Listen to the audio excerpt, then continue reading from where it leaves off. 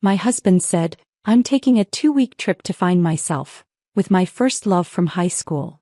I told him, that's nice. I hope you find what you're looking for. While he was gone, I packed my own bags and left. When he came back, his messages filled my phone. Turns out I found myself first. I'm taking a 2-week trip to find myself, with Katie, my first love from high school. Benjamin stood in our bedroom doorway at exactly 4 p.m. that Sunday, delivering these words with the practiced ease of someone who'd rehearsed them in the bathroom mirror. I held his blue Oxford shirt in my hands mid-fold, watching his face cycle through emotions he couldn't quite control: anticipation, guilt, and something that looked dangerously close to relief. 9 years. That's how long I'd been folding this exact shirt, every Sunday, placing it third from the left in his closet because that's where he expected it. 9 years of invisible routines that held our marriage together like carefully placed stitches nobody ever noticed until they started coming undone. Before we continue, if you believe everyone deserves the chance to find themselves on their own terms, not someone else's, please consider subscribing. It's free and helps these stories reach more people. Now let's see how Abigail's Sunday unfolds. The morning had started like every Sunday before it. My internal clock woke me at 6:30, no alarm needed. Benjamin would sleep until 8, he always did on weekends, but his coffee needed to be ready by 8:15 when he'd stumble downstairs expecting it to materialize like magic. 2 sugars, splash of cream in his favorite mug with the chipped handle he refused to throw away. I moved through our kitchen in the darkness, my bare feet knowing every creak in the floorboards, avoiding the spot near the refrigerator that groaned if you stepped wrong. The coffee maker gurgled to life while I pulled ingredients for breakfast from their designated spots. Benjamin liked his eggs over easy, toast golden but not too crispy, bacon arranged just so on his plate. These weren't requests he'd made. They were preferences I'd absorbed through years of paying attention to his smallest reactions. The slight frown when toast was too dark, the way he'd push eggs aside if the yolks were too firm. By 7 a.m. I was in our bedroom sorting laundry with the efficiency of someone who could do it blindfolded. Whites, darks, delicates, each pile growing on our bed while Benjamin slept, oblivious. His breathing was deep and even, occasionally punctuated by soft snores he insisted he didn't make. I studied him in the morning light filtering through our curtains. The way his hair stuck up on the left side, the new lines around his eyes, the slack expression that made him look younger, almost vulnerable. This was my favorite part of Sunday mornings, these quiet moments before the performance of marriage began. Before I had to laugh at jokes I'd heard 100 times, before I had to pretend interest in his commentary about whatever game was on TV, before I had to be the version of Abigail that made Benjamin's life run smoothly. The banana bread I'd baked yesterday still filled our house with its warm sweetness. Benjamin would have 2 slices with his breakfast, then forget I'd made it by lunchtime. These small acts of love had become reflexes, things I did without thinking, like breathing or blinking. He never thanked me anymore, hadn't in years, but I told myself that marriage was about the unspoken appreciation, the quiet understanding between 2 people who'd built a life together. Our monthly brunch with Sarah and Tom was at noon. I'd picked the restaurant, made the reservation, reminded Benjamin twice during the week and once more this morning. Sarah had been my best friend since college, the only person who'd known me before I became Benjamin's wife, back when I had opinions that didn't require checking his face first to gauge his mood. At the restaurant, Benjamin ordered for me without asking. She'll have the spinach salad dressing on the side, even though I'd been craving the French toast I'd seen at another table. I smiled and said nothing, a skill I'd perfected over the years. So I was dealing with this student, Marcus, who's been struggling with reading. I started, excited to share a breakthrough I'd had with him on Friday. He finally. Did you see the game last night? Benjamin cut in, turning to Tom. That fourth quarter was insane. I stopped mid-sentence, my words evaporating like steam. This was our rhythm. I'd start, he'd redirect, I'd fade into background noise. Anyway, Benjamin continued 20 minutes later, as if remembering I existed, what were you saying about your student? But the moment had passed. I summarized in 2 sentences what had been a 5-minute story, watching Benjamin's eyes glaze over before he flagged the waiter for more coffee. Sarah followed me to the bathroom after our meals arrived. Does he always do that? She asked, fixing her lipstick in the mirror. Do what? Interrupt you. Dismiss you. Act like your stories are intermissions between his real conversations. I wanted to defend him, to explain that Benjamin was just enthusiastic, that he didn't mean anything by it. But the words wouldn't come. Instead, I noticed, really noticed, how Sarah's husband had stood when she left the table, how he'd asked her opinion about the wine, how he'd been genuinely interested when she talked about her work. "He's tired," I said finally.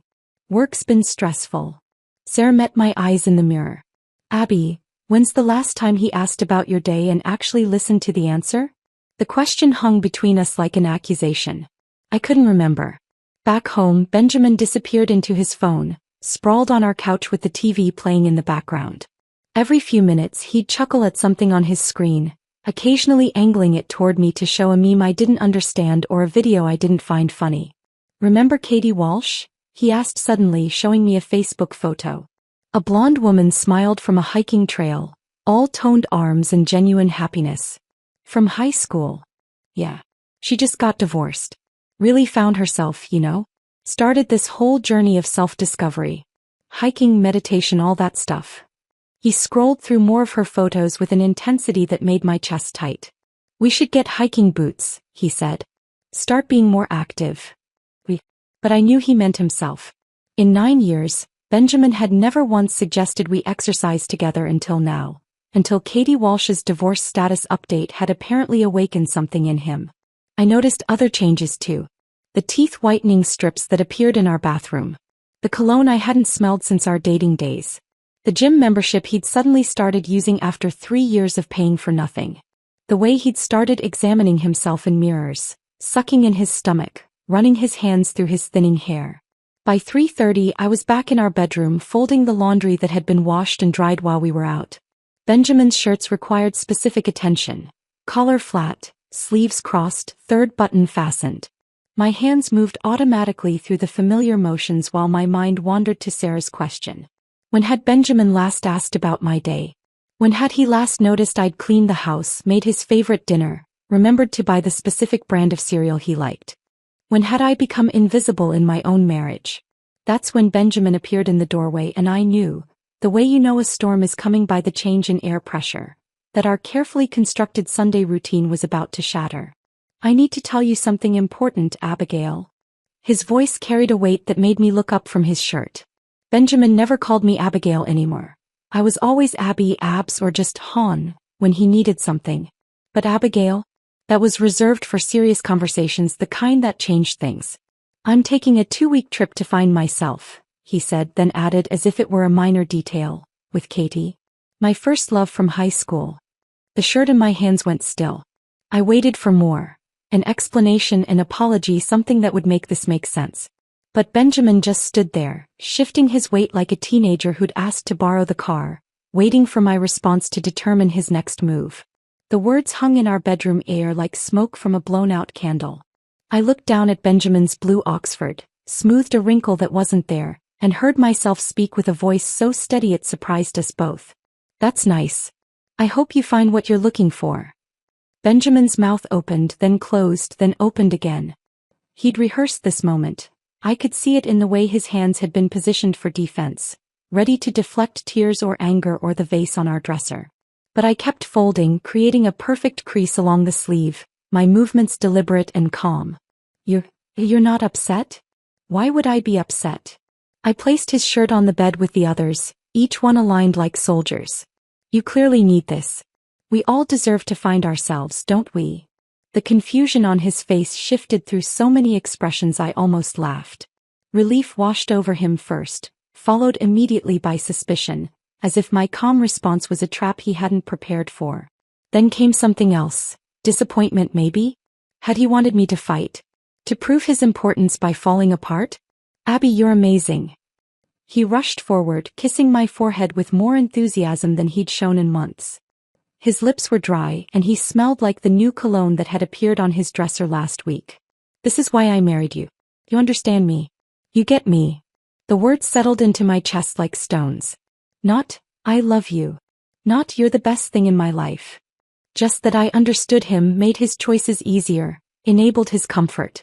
I was a feature in his life like our dishwasher or the navigation system in his car. Useful, reliable, requiring minimal maintenance. "You should get proper hiking gear," I said, turning back to the laundry basket. Colorado weather can be unpredictable in the mountains.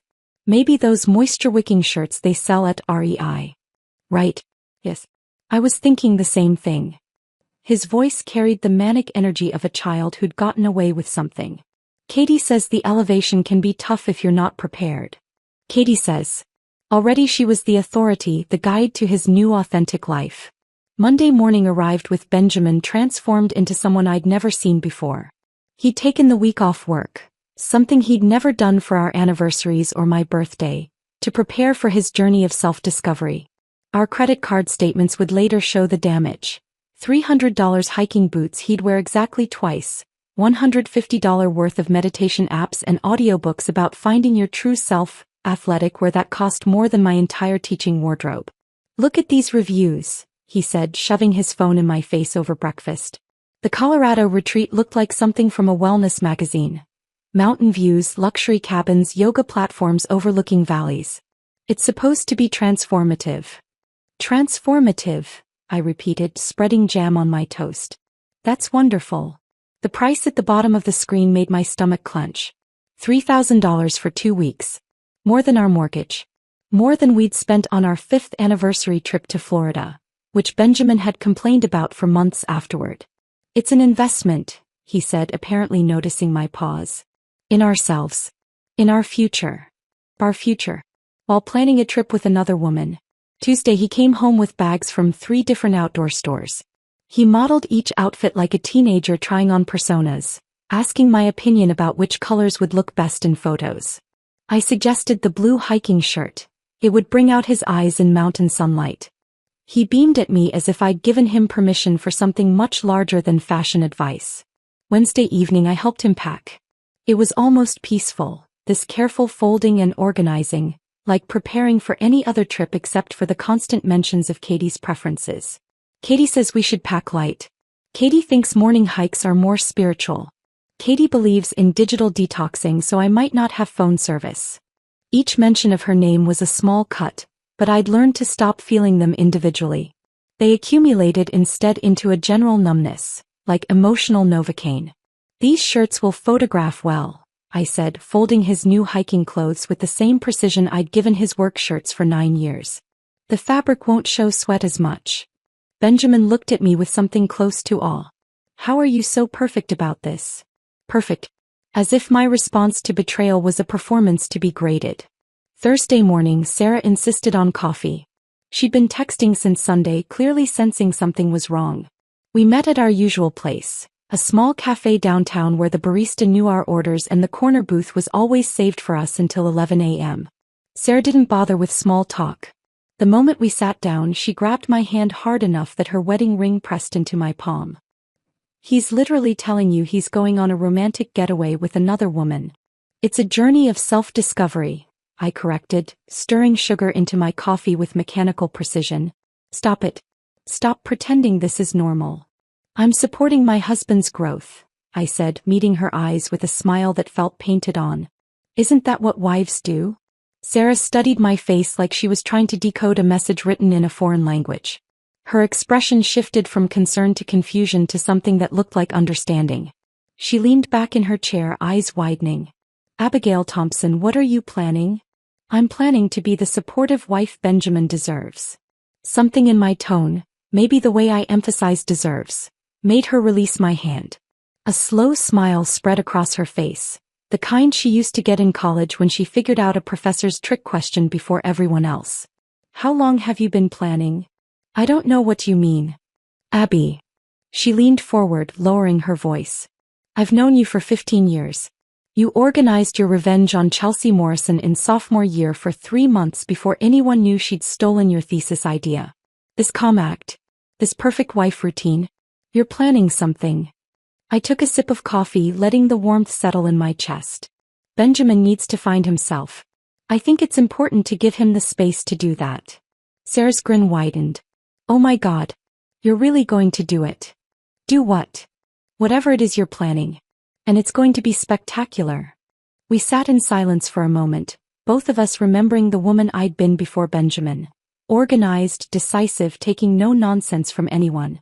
Sarah had watched that woman slowly disappear under layers of compromise and accommodation. Now, something in my expression must have told her that woman was stirring awake. That evening, while Benjamin modeled his new hiking clothes in our bedroom mirror, admiring himself from different angles, I moved through our house with my phone, documenting everything. The kitchen appliances I'd purchased with my teaching bonuses. The furniture bought with my grandmother's inheritance. The artwork given by my family. 9 years of accumulation, and I could trace almost every valuable item back to my own money, my own choices. Benjamin was too absorbed in his reflection to notice. He'd convinced himself that this transformation, these clothes, this trip, this Katie, would reveal his authentic self. He practiced different smiles in the mirror, probably imagining how he'd look in Katie's Instagram photos. "Do these pants make me look younger?" he asked, turning to show me his profile. "You look like yourself," I said, which wasn't really an answer but satisfied him anyway. That night, after Benjamin had fallen asleep still wearing his new hiking socks, I sat in our living room with my laptop, looking at the apartment I'd rented 3 months ago. Just a quiet backup plan, I told myself then. Insurance against the growing distance in our marriage. The landlord had been understanding about my request for discretion, perhaps recognizing something in my expression that suggested a familiar story. The apartment was small but bright, with windows that actually opened and a kitchen that got morning sunlight. I'd furnished it slowly, carefully, telling Benjamin I was donating items to charity or helping Sarah redecorate. A chair here, a lamp there, books I claimed were going to my classroom library. It had been waiting patiently, like a life raft I'd built while still convincing myself the ship wasn't sinking. Friday morning arrived with the kind of bright sunshine that felt like the universe was in on my secret. Benjamin had been awake since 5 a.m., checking and rechecking his bags, arranging his new hiking clothes in order of planned outfits. He moved through our house like a hurricane of anticipation, barely able to contain the energy radiating from every gesture. I made his coffee one last time, 2 sugars, splash of cream, and watched him gulp it down without tasting it. His phone buzzed constantly with text notifications, each one making him smile in a way that twisted something deep in my chest. Not jealousy exactly, more like watching a stranger use your favorite mug. "The Uber will be here in 10 minutes, he announced, though I hadn't asked. He was already dressed for Colorado, new hiking pants, moisture-wicking shirt, boots that squeaked with each step. He looked like a mannequin from an outdoor store, playing dress-up as someone adventurous. When the car pulled up outside, Benjamin grabbed his bags with the eagerness of a kid heading to summer camp. At the door he paused, seeming to remember he had a wife to say goodbye to. The kiss he placed on my forehead was weightless, already somewhere else before his lips even touched my skin. "I'll come back renewed," he promised, his hand already on the doorknob. "Ready to rebuild our marriage stronger than ever." The words sounded rehearsed, something he'd probably read in one of his self-help audiobooks. Before I could respond, his phone rang. Katie's name flashed on the screen and his entire face transformed. "Hey. Yes, I'm leaving now." His voice pitched higher with excitement as he walked toward the Uber, forgetting to close our front door behind him. "The airport shuttle?" "Yeah, Terminal B. Can't wait to." I closed the door softly, listening to his animated conversation fade as the car pulled away. Through the kitchen window, I watched the Uber disappear around the corner, Benjamin visible through the back window, gesturing wildly as he talked, lost in whatever Katie was saying. The silence that followed felt different than usual. Not empty but expectant, like the pause before a symphony begins. I walked to our coffee maker, the expensive one I'd bought with my birthday money last year, and made myself a cup of the good coffee. The Ethiopian blend I usually saved for company, grinding the beans fresh, taking time with each step. Benjamin preferred the cheap pre-ground stuff anyway. 20 minutes later, Sarah's car pulled into our driveway with strategic precision. She emerged carrying cardboard boxes and 2 bottles of wine, her expression somewhere between accomplice and party planner. "Liberation Day," she announced, pushing past me into the house. I brought reinforcements. Before I could ask what she meant, Tom's truck appeared, followed immediately by a U-Haul with my sister Lisa behind the wheel. She must have left Dallas at 4 a.m. to get here this quickly. Lisa climbed out wearing oversized sunglasses and a grin that reminded me of when we were kids planning midnight raids on our parents' hidden Christmas presents. "You didn't think I'd miss this, did you?" She pulled me into a hug that smelled like her signature vanilla perfume and the Red Bull she'd probably consumed on the drive. I made a playlist. It's called Freedom Sounds Better. What I'd imagined as a quiet, methodical process transformed into something else entirely. Tom immediately took charge of logistics, measuring furniture and calculating truck space with an engineer's precision. Lisa connected her phone to our speakers, filling the house with a carefully curated selection of empowerment anthems and breakup songs that somehow made me laugh instead of cry. Sarah stationed herself in the kitchen with a label maker, creating increasingly creative categories.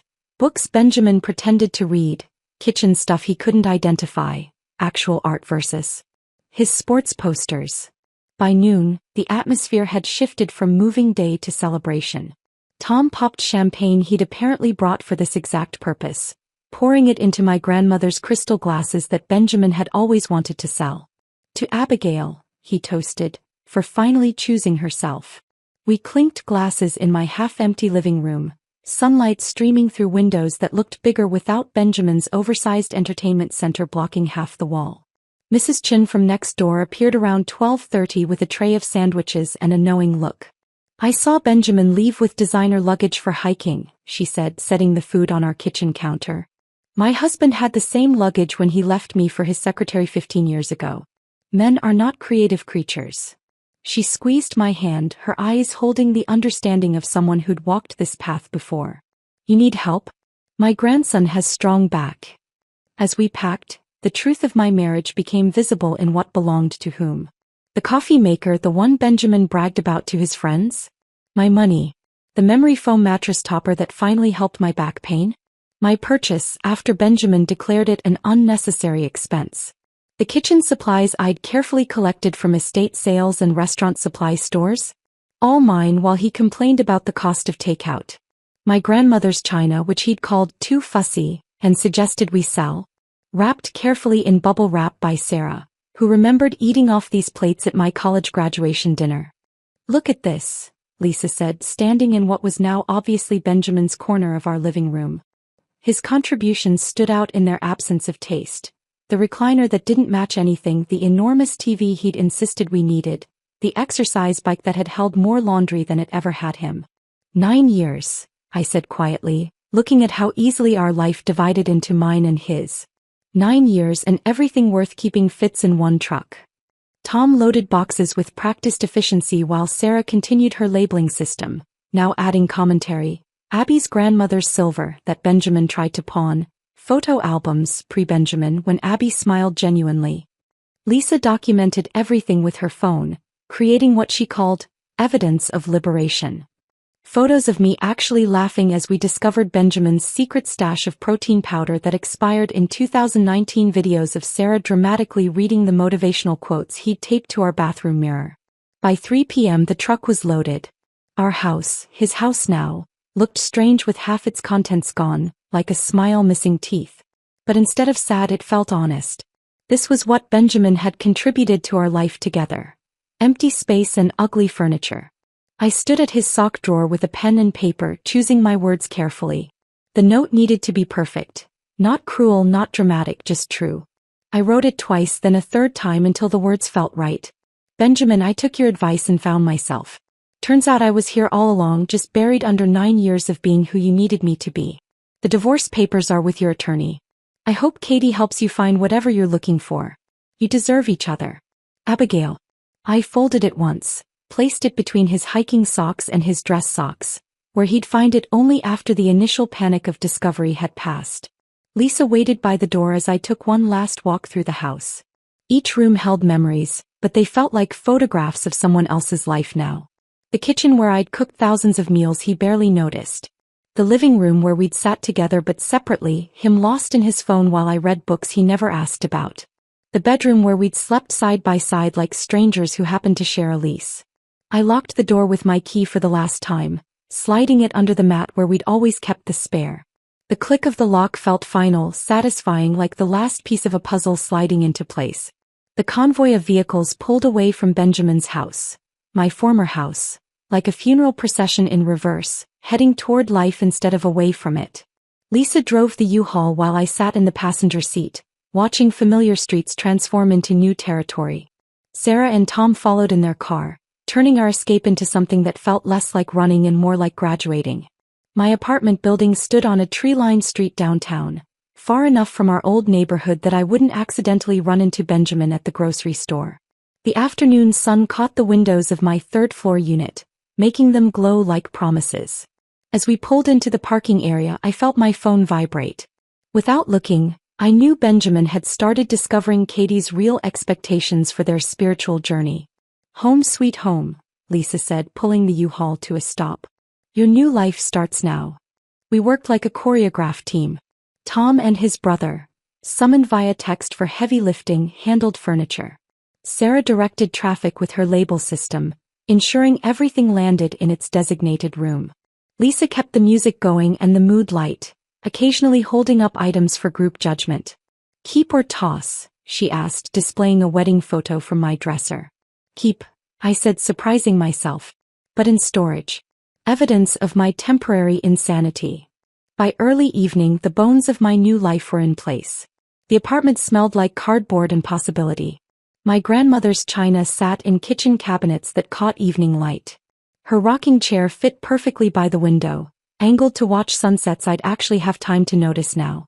Sarah opened wine while Tom assembled my bed frame, the one I'd bought last year when Benjamin complained our mattress was too soft, though he'd never contributed to purchasing a new one. Lisa hung pictures, deliberately placing them at my eye level instead of Benjamin's taller preference. "A toast," Tom announced once the major pieces were in place, raising his beer. "To Abigail for having the courage to choose herself." We drank surrounded by boxes, sitting on my grandmother's rug that Benjamin had wanted to replace with something less old-fashioned. The apartment felt like wearing clothes that actually fit after years of squeezing into someone else's preferences. After everyone left, promising to return tomorrow for phase 2, I stood alone in my new space. That's when it hit me, a wave of grief so powerful I had to grab the kitchen counter for support. But it wasn't Benjamin I was mourning. I was grieving the woman who'd spent 9 years folding someone else's laundry with religious devotion. The woman who'd turned down a position as department head because Benjamin needed dinner at 6 sharp. The woman who'd stopped painting because the spare room had to be his home office, then his gym, then his storage space for exercise equipment he never used. The tears came suddenly, violently. I slid down the kitchen wall until I was sitting on the floor, sobbing for possibilities that had died quiet deaths. The children we never had because Benjamin wasn't ready, then because the timing wasn't right, then because he needed to find himself first. The art classes I'd skipped because weekends were for his golf games. The friendship with my college roommate that faded because Benjamin found her too feminist. Lisa found me there an hour later, having returned with forgotten items from her car. She didn't ask questions, just sat beside me on the kitchen floor, holding me while I cried for the woman I'd been, not because I wanted her back, but because she deserved better than she'd known to ask for. "I wasted 9 years, I whispered into her shoulder. "No," Lisa said firmly. "You learned for 9 years. Now you know exactly who you don't want to be." The tears eventually stopped, leaving me empty but somehow cleaner. Lisa helped me up, made me tea in my own kitchen using my own kettle and my own cup. We sat at my small dining table, the one I'd bought at an estate sale that Benjamin called depressing, and watched the city lights come alive outside my window. "I'm proud of you," Lisa said quietly. "I've been waiting for you to come back to us." That night, I slept diagonal across my bed, sprawling into space that had always been his. The silence felt different here. Not lonely but full, like a blank canvas waiting for paint. Sunday arrived with 17 emails from Benjamin. I didn't open them, but Sarah screenshotted each one for documentation purposes, and couldn't resist sharing highlights over morning coffee. "Listen to this," she said, reading from her phone. "How could you abandon our home? Our home? The man who couldn't remember when trash day was suddenly cares about our home." The emails progressed from confusion to anger to bargaining in record time. "Where are you?" became, "This is insane," became, "We need to talk like adults," became, "Please just call me." Monday brought the Facebook post. Benjamin, who'd always mocked social media as attention-seeking, suddenly discovered its appeal. He posted vague statements about betrayal and life's unexpected challenges, clearly fishing for sympathy without providing actual details. Sometimes the person you trust most becomes a stranger, Sarah read aloud from his profile. The comments are amazing. Look, his coworker asked if he's okay and he responded with, I'm learning that not everyone deserves your loyalty. The man who left you for another woman is talking about loyalty. Our mutual friends started reaching out to me privately. I kept my responses simple and factual. Benjamin went on a journey of self-discovery with another woman. I gave him the space he needed. The truth required no embellishment. Tuesday morning, my phone exploded with forwarded Instagram stories. 3 different acquaintances sent me the same video, each with variations of, you need to see this, and laughing emojis. Katie Walsh, looking nothing like her filtered Facebook photos, stood in what appeared to be the Colorado Retreats parking lot. Her blonde hair was disheveled, her makeup smeared, and her expression murderous. I need everyone to know, she announced to her phone camera, that Benjamin Mitchell is a lying narcissist who told me his marriage was over. He said his wife knew about us reconnecting. He said she supported this journey. The next clip showed her inside what looked like a hotel room, Benjamin's new hiking gear visible in the background. This pathological liar had me believing we were both divorced, both free to explore our connection. Then I called to add my name to the reservation and guess what? It's under Mr. and Mrs. Mitchell. The final video was cinematic gold. Katie stood by a mountain creek, holding Benjamin's pristine hiking boots, the ones he'd spent 3 hours selecting. You want to find yourself, Ben? She shouted at the camera before launching the boots into the water. Find yourself single. The boots disappeared downstream while Katie narrated about midlife crisis cliches and men who couldn't grow up. By Tuesday afternoon, the video had over 10,000 views. Someone had added it to our high school's alumni Facebook page with the caption, "Remember when these two dated junior year? Some things never change." Wednesday, I was arranging my classroom for afternoon art period when Sarah's husband Tom texted, "You'll never guess who I just picked up from the airport." His play-by-play updates came in real time. Benjamin, returning 11 days early from his transformative 2-week journey, spent the entire ride from the airport ranting about ungrateful wives and psychotic ex-girlfriends. He seemed to believe Katie had lost her mind over nothing, and that I'd completely overreacted to a simple vacation. Tom texted, "He just said you're probably at your sister's crying into wine. Should I tell him?" "No," I replied. "Let him find out himself." The final text came at 3:47 p.m. Just dropped him off. He's about to discover what finding yourself really costs. Mrs. Chun called me that evening, her voice mixing scandal with satisfaction. "Your husband sat on front lawn crying like baby," she reported. "Screaming at phone, pulling his hair. Very dramatic. My grandson filmed for his TikTok. The image of Benjamin, controlled, composed Benjamin, falling apart on the lawn he'd obsessed over maintaining was almost too perfect." Thursday morning arrived with my phone ringing at exactly 7:15 a.m., Patricia Mitchell's preferred time for what she called handling unpleasant business. I recognized the number but let it ring 3 times before answering, giving myself time to center my breathing. "Abigail." Her voice cut through the line like a blade wrapped in velvet. "What you've done to my son is unforgivable." I sat at my small kitchen table watching morning light paint shadows across my new apartment walls. Patricia had always wielded her disapproval like a weapon at family dinners, making comments about my cooking, my career, my inability to give her grandchildren on her timeline. "Good morning to you too, Patricia. Don't you dare take that tone with me. You've humiliated Benjamin. Publicly. The entire neighborhood is talking about how you abandoned him." "He left for Colorado with another woman," I said, stirring honey into my tea. "I simply relocated while he was gone. It was a camping trip." Her voice climbed an octave. "A innocent reunion with an old friend. You've blown this completely out of proportion." I almost laughed. Patricia had spent 9 years telling me I was too sensitive, too emotional, too everything. Now she wanted me to be understanding about her son's 2-week getaway with his high school girlfriend? "Patricia," I said slowly, "your 40-year-old son ran off with his ex-girlfriend for a spiritual awakening. That's not camping. That's a midlife crisis with a side of adultery. How dare you?" He told me himself. Katie Walsh. His first love. The one who got away. I quoted Benjamin's exact words back to her. He needed to find himself with her in Colorado. Those were his words, not mine. The silence that followed was so complete I could hear her breathing change. Patricia Mitchell, who had an answer for everything, who'd spent years subtly undermining me at every family gathering, had nothing to say.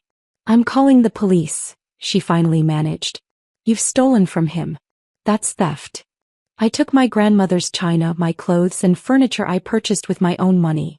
If Benjamin wants to discuss ownership, he can contact my lawyer." "Your lawyer?" She sounded genuinely shocked.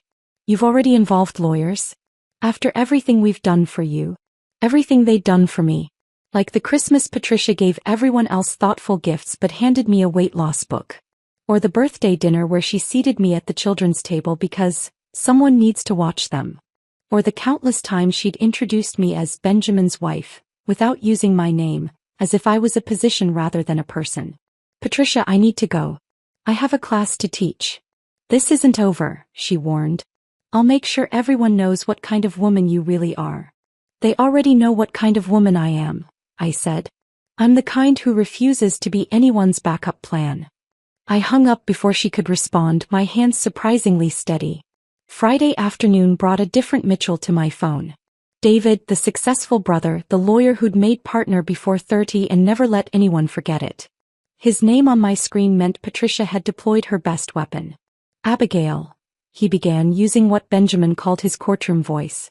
"I think we should discuss this situation rationally." "Hello, David. Look, I understand you're upset. Ben made a mistake. But this response seems extreme." I put him on speaker while I graded art projects, my students' creativity spreading across my dining table in explosions of color and imagination. "Which part seems extreme? The part where I moved out while he was with another woman? Or the part where I hired a lawyer? The part where you're destroying my brother over a simple misunderstanding?" "A misunderstanding," I repeated, adding a gold star to Mackenzie's watercolor. "Is that what we're calling it? Ben says you gave him permission to go. That you understood he needed space." I told him I hoped he found what he was looking for. And he did. Consequences. David sighed heavily, the sound of a man used to winning arguments realizing he'd already lost this one. "Abigail, be reasonable. You know Ben's always been searching. Remember Thanksgiving 2 years ago?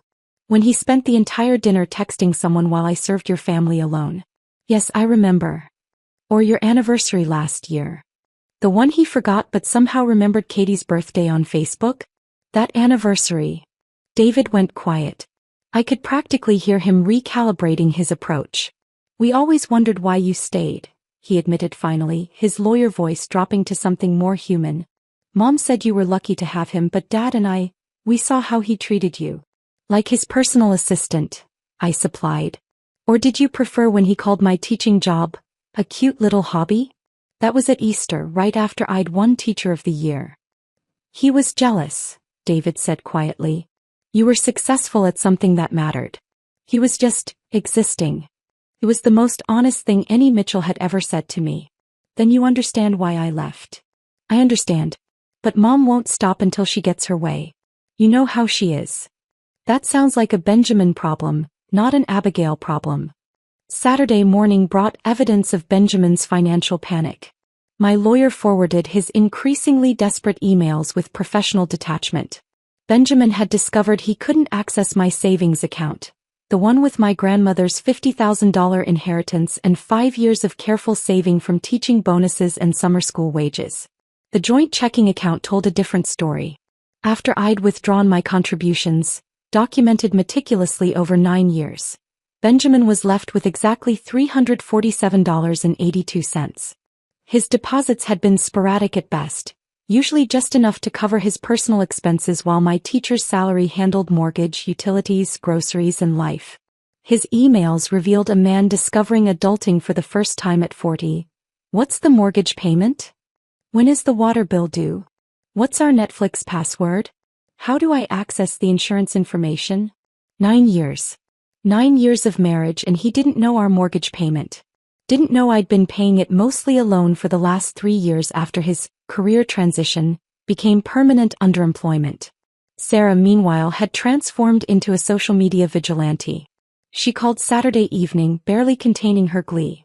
"I've had enough of his victim act," she announced. "Check Facebook." The album she'd created was titled Benjamin's Journey of Self-Discovery, a timeline. She'd been methodical, screenshotting texts Benjamin had sent me over the past 3 months, each one showing increasing distance and deception. Photos from mutual friends showed him at expensive restaurants on nights he'd claimed to be working late. The receipt for the Colorado retreat, $3,000 charged to our joint credit card, featured prominently. But the masterpiece was the comments section. Benjamin's high school friends had started sharing their own stories. Remember junior year when Ben was finding himself with 3 different girls at once? Didn't he pull this same spiritual awakening thing with his college girlfriend? My sister dated him briefly. He disappeared for a week with his cousin who turned out to be his ex. The pattern was clear. I wasn't Benjamin's first abandoned partner. I was just the one who'd stayed the longest. By Sunday, Patricia had called 6 more times. David had sent 2 texts apologizing for his mother. And Benjamin's emails had evolved from angry to pleading to threatening legal action for intentional infliction of emotional distress. But the most interesting message came from an unexpected source. Katie Walsh's best friend from high school, Maria. Abigail, you don't know me, but I wanted you to know Katie had no idea Benjamin was still married. She's mortified. Also, this isn't his first time pulling this stunt. My cousin dated him 5 years before you. Same story, different woman. Stay strong. 5 years before me. While we were already together. The revelation should have hurt, but instead, it freed something inside me. I wasn't special to Benjamin, not in good ways or bad. I was just the one who'd stayed long enough to make leaving inconvenient. Monday morning brought the kind of poetic justice that felt almost scripted. I was teaching my 2nd grade art class, helping 7-year-olds create self-portraits with construction paper, when my phone buzzed with a text from my lawyer. Benjamin just discovered the utility situation. His emails are colorful. Apparently, the power company had shut off service at 8 a.m. sharp when the final bill in my name came due. Benjamin, who'd never paid a utility bill in 9 years, had no idea services required actual names on accounts, credit checks and deposit payments.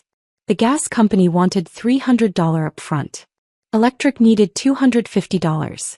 Internet and cable each required deposits because Benjamin's credit score, something else I'd managed for him, had apparently tanked during his spiritual journey spending spree. Miss Thompson, why are you smiling? Asked Emma, one of my students, paint smeared across her cheek. Sometimes good things happen to patient people, I told her, helping her cut out paper hearts for her portrait's background. During lunch, I checked my personal email to find a forward from Tom. Benjamin had posted in our neighborhood Facebook group, asking if anyone knew reasonable utility companies, complaining about predatory deposit requirements. The comments were brutal. Mrs. Chin had responded, maybe if you paid your bills instead of running off with girlfriends, companies would trust you. The mortgage situation was even better. Benjamin discovered that without my income he couldn't qualify to refinance. Without my signature he couldn't sell. The house payment was due in 2 weeks, and his $347.82 wasn't going to cover it. According to my lawyer, he tried to access my grandmother's inheritance through some bizarre legal theory that marriage meant automatic ownership of all assets. The bank manager had apparently laughed before explaining that inheritance remains separate property. Patricia refused to co-sign for anything, claiming she needed to teach him responsibility. David wouldn't lend money, citing his own family obligations. And Katie Walsh, sweet Katie who'd promised to help him find himself, had not only blocked him on all platforms but was now posting couples yoga photos with her new instructor boyfriend, #authentic love. Tuesday afternoon I was organizing art supplies when the school secretary knocked. There's a disturbance in the parking lot. A man claiming to be your husband. Through the window I watched Benjamin standing by his car, arguing with our security guard. His hair was unwashed, his clothes wrinkled, and he kept gesturing wildly toward the building. 3 mothers stood nearby, phones out, documenting everything. Jennifer Patterson, whose twin daughters were in my class, marched up to him. "Excuse me, are you supposed to be here?" "I need to see my wife," Benjamin said, loud enough that I could hear him through the closed window. "Ex-wife," Jennifer corrected. "And she's teaching. Working? That thing adults do." Rachel Martinez joined her. Isn't this the guy who abandoned her for some blonde from high school? It was a spiritual journey. Benjamin protested. Is that what we're calling it now? Asked Melissa Chen, Mrs. Chen's daughter-in-law. My mother-in-law says you cried on your lawn for 3 hours. Very spiritual. The security guard eventually convinced Benjamin to leave, but not before 6 parents had filmed the encounter and shared it in our school's parent WhatsApp group with captions like, "This is why we stand Miss Thompson," and the trash took itself out. That evening, Jennifer stopped by my apartment with a casserole and a business card. My husband's a divorce attorney. Better than whoever you have now. He'll destroy this man pro bono just for the entertainment value. Wednesday brought an unexpected call. Benjamin's boss, Marcus, not to be confused with Tom, these men all blur together in their mediocrity, sounded genuinely apologetic. Abigail, I'm calling as a courtesy. We had to let Benjamin go. I set down my coffee cup carefully. Oh. He missed the Henderson presentation while in Colorado. Our biggest client. Then when he returned, he told Mr. Henderson that material success was meaningless compared to spiritual enlightenment. He actually suggested our client try meditation instead of market expansion. I bit my lip to keep from laughing. That sounds like Benjamin's found himself. There's more, Marcus continued. HR discovered he'd been using sick days for what he logged as couples counseling, starting 3 months ago. But you weren't in couples counseling, were you? No, we weren't. He was meeting Katie Walsh. His co-workers have forwarded me some concerning emails where he blamed his performance issues on you. Called you controlling and emotionally abusive. Several people came forward to say they'd seen him at restaurants with another woman when he claimed to be at client dinners. The irony was perfect. Benjamin, who couldn't remember to buy milk without 3 reminders, calling me controlling. The man I'd had to guide through basic adulting like a GPS for life functioning, claiming I was abusive. His final check will be mailed to his parents' address, Marcus concluded. And Abigail, we all knew you were the reason he held it together as long as he did. Thursday arrived with the crown jewel of consequences. My attorney Linda Greenwood, hired quietly 3 months ago when Benjamin's late text started, had Benjamin served at his parents' house during their Thursday night family dinner. She'd waited for maximum impact, knowing Patricia invited their entire extended family for these weekly gatherings. The terms were straightforward. Clean split, no alimony either way. I keep my savings and apartment, he keeps the house and associated debt. Simple. Fair. Exactly what 2 adults ending a marriage should expect. Benjamin's counteroffer arrived Friday morning, and Linda actually called me laughing. You have to see this, she said. I'm sending it now. He was demanding half my inheritance because marriage is a partnership where all assets are shared. He wanted lifetime alimony because I had abandoned him during a mental health crisis, citing his spiritual journey as a medical necessity. He claimed emotional distress damages because I had maliciously sabotaged his self-discovery process. The best part was his description of events. My wife vindicatively abandoned our marital home while I was attending a therapeutic retreat for stress-related mental health issues. A therapeutic retreat, Linda repeated, still laughing. With his ex-girlfriend. For his mental health. What happens next? The judge will read this, probably have the same reaction I did and suggest Benjamin get actual therapy. No court in Texas is giving him a penny after he abandoned you for another woman. By Friday afternoon, word had spread through our social circles. Benjamin Mitchell, who'd spent 9 years being supported by his teacher wife, was now living in his childhood bedroom unemployed and trying to sue me for abandoning him during his affair. The principal's wife, Margaret, called with an offer. I can get you a mortgage approval for your apartment. With your teaching history and that inheritance as down payment, you're golden. Let Benjamin figure out his house situation alone. As the week ended, I stood in my apartment looking at the purchase agreement Margaret had drawn up. Below, the city hummed with life. Somewhere across town, Benjamin was probably sitting in his parents' house, trying to figure out how his spiritual journey had led him back to the bedroom where he'd grown up. Katie Walsh posted another yoga photo with her new boyfriend. Patricia Mitchell complained to anyone who'd listen about her son's ungrateful wife. And I signed my name on the line that would make this apartment truly mine. Bought with my money in my name for my future. The pen felt heavy in my hand as I signed the purchase agreement, making the apartment officially mine. 3 weeks had passed since I'd walked away from Benjamin's house, my former life, and each day had brought new revelations about the man I'd married and the woman I'd been. Saturday morning arrived crisp and bright. Sarah and I had claimed our usual corner table at Brewster's Cafe, the one by the window where we could watch downtown Dallas wake up. I was telling her about my student's latest art project when her face suddenly drained of color. "Don't turn around," she whispered, gripping her coffee cup. Of course I turned around. Benjamin stood in the doorway with Patricia and a woman I didn't recognize, older, wearing a church dress and pearls, clutching a notebook like a shield. He spotted me immediately, his face shifting into an expression of practiced sorrow. They walked toward us with the determination of people on a mission. "Abigail," Benjamin began, loud enough for the entire coffee shop to hear, "I've come to ask for your forgiveness." The stranger opened her notebook, pen poised like she was about to document something important. Patricia stood behind her son, chin raised in defiance, daring me to make a scene. "Benjamin," I said calmly, "this is inappropriate. Please just hear me out." He launched into what was clearly a rehearsed speech. "I've been doing a lot of thinking. About us. About marriage. About second chances. I realize now that my journey of self-discovery was really just running from the best thing in my life." Sarah snorted into her cappuccino. "I want to work on us," he continued, his voice carrying across the now silent cafe. "I want to try counseling. Real counseling. Not the kind where..." The door chimed and everything shifted. Katie Walsh walked in with a man who could only be her yoga instructor boyfriend, tall, lean man bun that actually looked good on him. She froze when she saw Benjamin, her eyes widening with recognition and something that looked like fury. "Oh my God," she said, her voice cutting through Benjamin's monologue. "Is this the married man who lied about being separated?"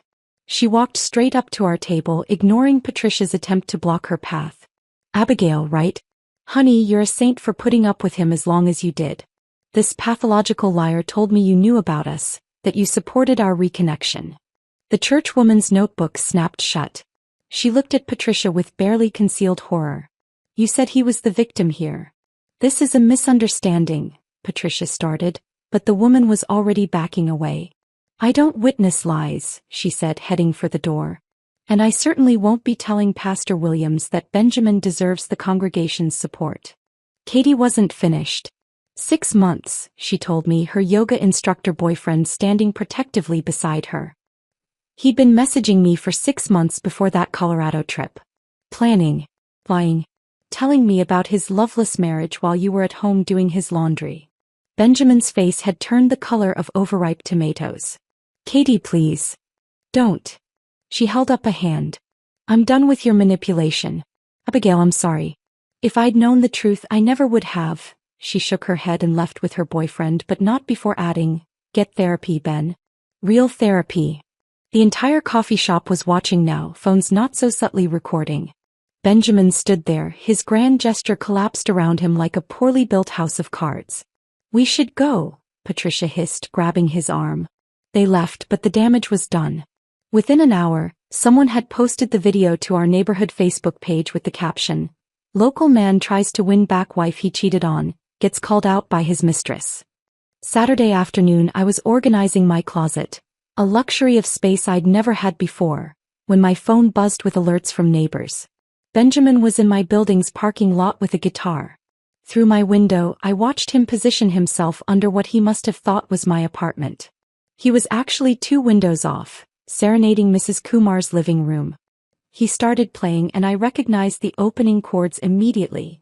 Not our first dance song, not the song from our wedding, but Wonderwall. Katie's favorite song in high school according to her old Facebook posts. My neighbors had already gathered. Mr. Peterson from 3B was filming. The college kids from 2A were laughing openly. Mrs. Kumar opened her window and shouted, "Wrong apartment, Romeo." Building security arrived within minutes, followed shortly by the police after Benjamin refused to leave. I watched from above as he argued with the officers, gesturing wildly with the guitar. "It's not stalking. It's a romantic gesture. I'm trying to save my marriage." "Sir, she's filed for divorce. This is harassment." The video hit the community Facebook page within an hour. The comments were ruthless. "This is why she left him. Imagine being 40 and not knowing your wife's favorite song. Team Abigail forever. Monday's court-ordered mediation was held in a sterile conference room that smelled like old coffee and broken dreams. Benjamin arrived with a laptop and a portable projector, dressed in his best suit, the one I'd picked out for him 3 years ago. Linda leaned over to whisper. He brought visual aids. This should be good. Benjamin set up his PowerPoint with the confidence of a man who'd never been wrong about anything. The title slide read, The Case for Reconciliation, an Analysis of Emotional Abandonment. The mediator, a tired-looking woman named Janet, raised an eyebrow but said nothing. Benjamin clicked through slides about his journey of self-discovery, complete with bullet points about personal growth and spiritual awakening. He had graphs showing the emotional damage of my abandonment. He'd even included inspirational quotes about forgiveness. As you can see, he said, pointing to a pie chart, my wife's leaving interrupted crucial personal development, causing irreparable harm to my self-actualization process. Janet stopped him. Mr. Mitchell, do you understand what marriage is? Of course. It's a partnership. Then why did you leave your partner for another woman? It was a journey of. Linda opened her folder. I have 9 years of bank statements showing my client paid 70% of household expenses. Here's a birthday card where Mr. Mitchell wrote, Thanks for being my mom away from mom. Here are testimonies from 12 neighbors about Mrs. Mitchell covering for his repeated absences. She slid papers across the table with surgical precision. Here's Mr. Mitchell's work evaluation citing excessive absences. Here are credit card statements showing thousands spent on his spiritual journey from joint accounts. Here's. Enough, Janet said. Mr. Mitchell, your PowerPoint about emotional abandonment while you were literally with another woman is unique. I'm recommending the original settlement stands. During the break, I went to the water fountain in the hallway. A man approached, tall, tired-looking, something familiar about his jaw. You're Abigail?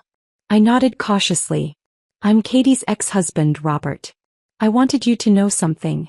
He pulled out his phone showing me Facebook messages dating back 6 months. Benjamin and Katie, planning their reunion while we were both still married. Benjamin calling me his burden, saying he needed to wait for his promotion before leaving me because he needed to appear stable. He didn't get the promotion, Robert said, because he was too busy planning his escape to do his job. One message stood out. Once I get this promotion, I'll have the financial security to leave Abigail. She served her purpose. Served my purpose. Like I was a stepping stone, not a person. Thank you, I told Robert. I'm sorry you went through this too. Katie's not a bad person, he said.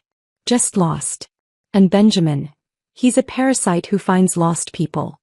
I gave the messages to Linda, who added them to our filing with a smile that promised destruction. Linda tucked the Facebook messages into her folder with the satisfied expression of someone who'd just been handed a winning lottery ticket. We walked back into the mediation room where Benjamin sat slouched in his chair, his PowerPoint frozen on a slide titled, The Economics of Emotional Support. 6 months. That's how long it took from that Sunday announcement to this moment in the courthouse. 6 months of Benjamin's spiral, 6 months of my rebuilding, 6 months of discovering that the hardest part of leaving wasn't the leaving. It was believing I deserved to. The divorce papers sat on the mahogany table between us like a bridge we were both about to burn from opposite sides. I pulled out my favorite pen, the Mont Blanc my grandmother had given me for college graduation. Benjamin had borrowed it countless times, never returning it, always leaving it in random places. Today it was exactly where I'd placed it in my purse. Benjamin fumbled through his jacket pockets, then his briefcase, finally looking up at his lawyer with embarrassment. Can I borrow a pen? Of course he needed to borrow a pen. The man who'd spent 9 years borrowing my patience, my money, my dreams, needed to borrow a pen to sign away our marriage. His lawyer slid him a basic Bic, the kind you get in bulk at office supply stores. Benjamin signed his name with the borrowed pen, pressing too hard like he always did when he was angry, leaving indentations on the pages beneath. I signed with smooth, deliberate strokes, my name flowing across the paper like water finding its way home. As we gathered our things, Benjamin made one last attempt. He waited until his lawyer had stepped away, until Linda was packing her briefcase, until it was just us by the elevator. Abby, he said, using that soft voice he'd perfected for apologies he didn't mean.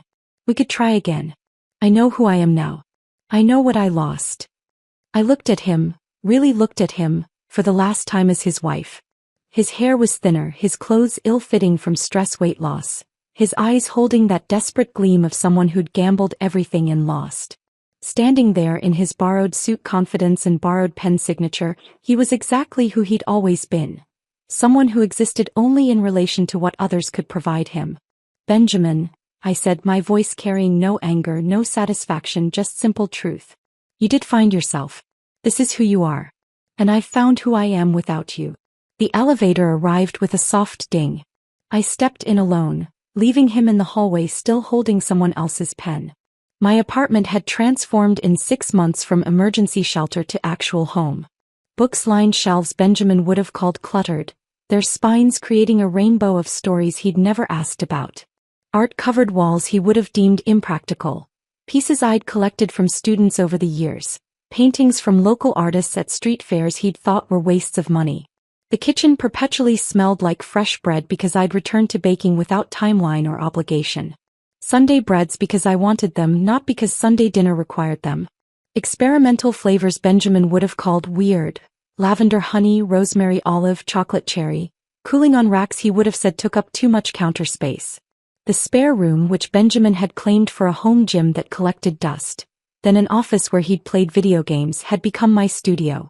North-facing light streamed through windows I'd cleared of his abandoned exercise equipment. Canvases leaned against walls, works in progress that didn't need to justify their existence or explain their purpose. I'd started painting again 3 months after the divorce began. My hands had trembled holding brushes that felt foreign after years of absence. The first painting was terrible, muddy colors and uncertain strokes. But it was mine. The second was better. By the 10th, I'd remembered who I was before I'd learned to shrink myself into wife-shaped spaces. My teacher's salary, freed from supporting Benjamin's craft beer obsession, his gaming subscriptions, his gym memberships he never used, stretched in ways that felt magical. I could afford good groceries. I could save actual money. I could travel. Thanksgiving in Paris with Lisa wasn't planned. She called one day and said, "Let's go," and for the first time in a decade I could just say yes. We stayed in a tiny apartment in Montmartre, climbed the Eiffel Tower in the rain, ate croissants that made us question every breakfast we'd ever had. I sent Sarah a postcard from a cafe where Hemingway used to write. Found myself. She was here all along. The school fundraiser came in February, 7 months after my world had rearranged itself. I was manning the art auction table, explaining my students' projects to parents, when a man approached with 2 cups of coffee. "Mrs. Mitchell?" he asked.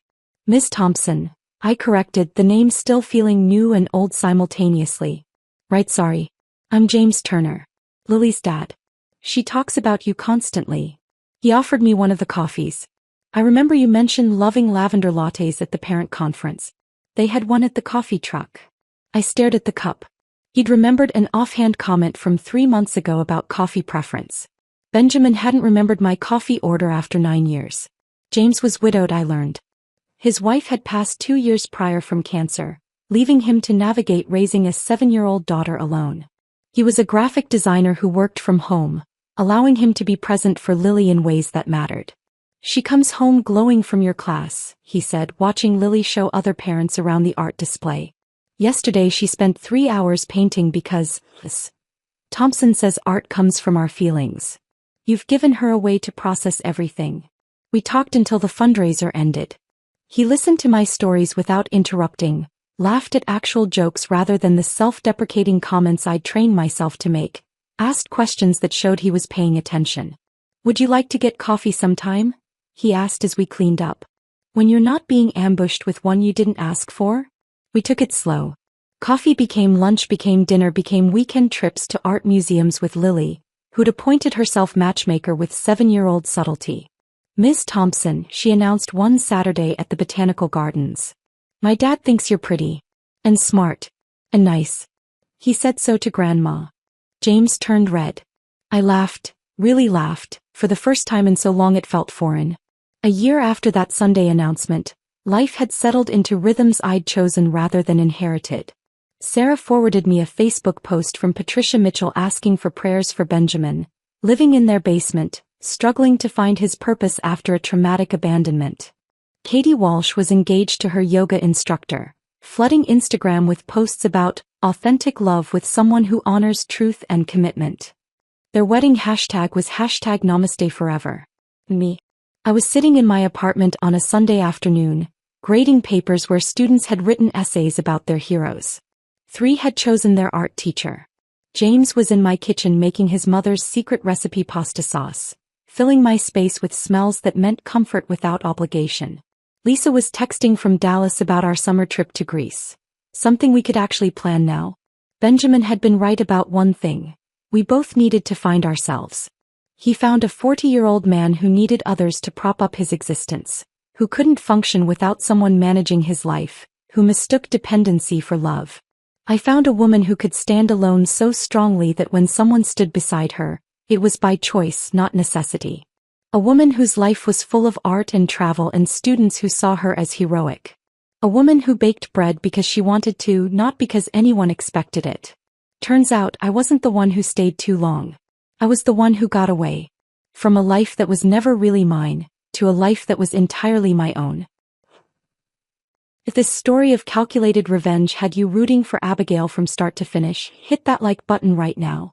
My favorite part was when Benjamin tried to serenade the wrong apartment window with Katie's favorite song instead of his wife's. What was your favorite moment of poetic justice? Drop it in the comments below. Don't miss more gripping stories like this. Subscribe and hit that notification bell so you never miss an upload.